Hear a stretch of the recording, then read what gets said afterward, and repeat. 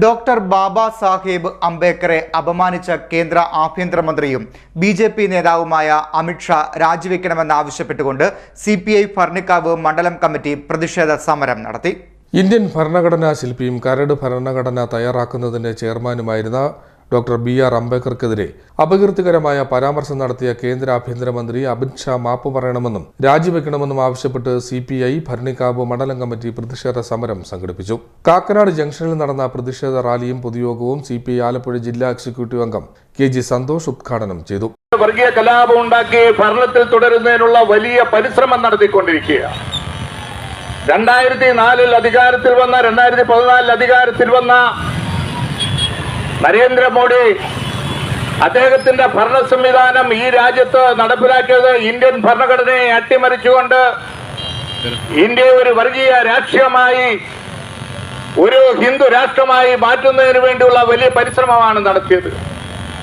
ആ ഭരണഘടനയെ അട്ടിമറിക്കുക എന്നുള്ള വലിയ ലക്ഷ്യത്തോടു കൂടി ഈ കഴിഞ്ഞ തെരഞ്ഞെടുപ്പിൽ ഒറ്റയ്ക്ക് ഭൂരിപക്ഷം ലഭിക്കുമെന്നും 400 സീറ്റിൽ മുകളിൽ ബി.ജെ.പിക്ക് ഒറ്റയ്ക്ക് ഭൂരിപക്ഷം ലഭിക്കുമെന്നുള്ള അഹങ്കാരത്തോട് കൈകാര്യം ചെയ്യുവാനോ ഇടതുപക്ഷ പാർട്ടികളെ വേണ്ട വിധത്തിൽ വിശ്വാസത്തിലെടുത്തുകൊണ്ട് തെരഞ്ഞെടുപ്പിനെ നേരിടുവാനോ കോൺഗ്രസിന് കഴിയാത്തതിന്റെ ഫലമായി ഈ ബി.ജെ.പി. ഗവൺമെന്റിനെ അട്ടിമറിക്കാൻ കഴിഞ്ഞില്ല എങ്കിൽ തന്നെയും ആ മുന്നണി സംവിധാനത്തിൽ ഈ ബി.ജെ.പിയുടെ ഏകാധിപത്യ രീതിയിലുള്ള ഒറ്റയ്ക്ക് ഭൂരിപക്ഷം എന്നുള്ള തരത്തിലുള്ള ആ ഭരണ സംവിധാനത്തിന് തടയിടുവാനും ഇന്ത്യൻ ഭരണഘടനയെ സംരക്ഷിക്കപ്പെട്ട അമിത് ഷാ, നിങ്ങൾ മനസ്സിലാക്കണം, ഈ രാജ്യത്തിന്റെ പുണ്യമാണ് അംബേദ്കർ.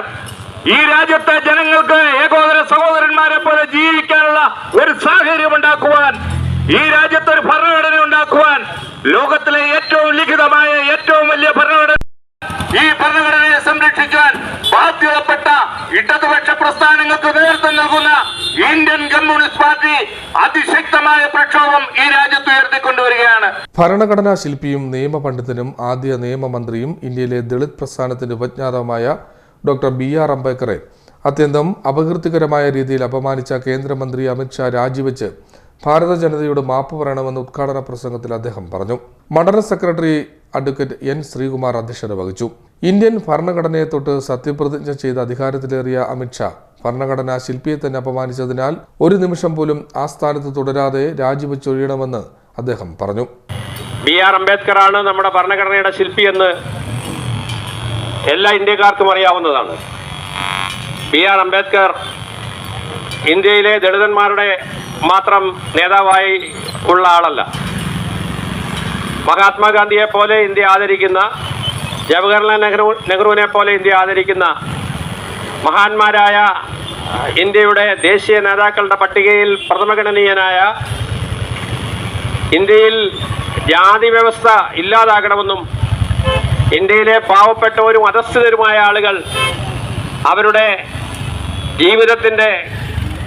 അടിത്തട്ടിലുള്ള ജീവിതത്തെ മാറ്റിമറിക്കാൻ ജാതി വ്യവസ്ഥ ഇല്ലാതാകുന്ന ഒരു സാമൂഹ്യ നിർമ്മിതിക്ക് വേണ്ടി അങ്ങേയറ്റം ശ്രമകരമായി പരിശ്രമിച്ച, ഇന്ത്യ കണ്ട ഏറ്റവും ധിഷണാശാലിയായ, ഇന്ത്യ കണ്ട ഏറ്റവും പണ്ഡിതനായ, ഇന്ത്യ കണ്ട ഏറ്റവും വലിയ സാമ്പത്തിക വിദഗ്ധനായ, ഇന്ത്യ കണ്ട ഏറ്റവും വലിയ നിയമവിദഗ്ധനായ, ഇന്ത്യയുടെ ഏറ്റവും മികച്ച ഒരു പുത്രനെയാണ് പാർലമെന്റിൽ അമിത് ഷാ അവഹേളിച്ചിരിക്കുന്നത്.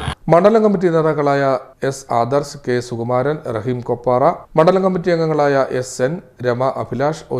ചന്ദ്രൻ, G. ബാബു, AYF മണ്ഡലം secretary advocate Amalraj, local committee സെക്രട്ടറിമാരായ പ്രദീപ് കുട്ടപ്പൻ, നൈനാൻ ജോർജ്, CK സുരേഷ് ബാബു എന്നിവർ സംസാരിച്ചു.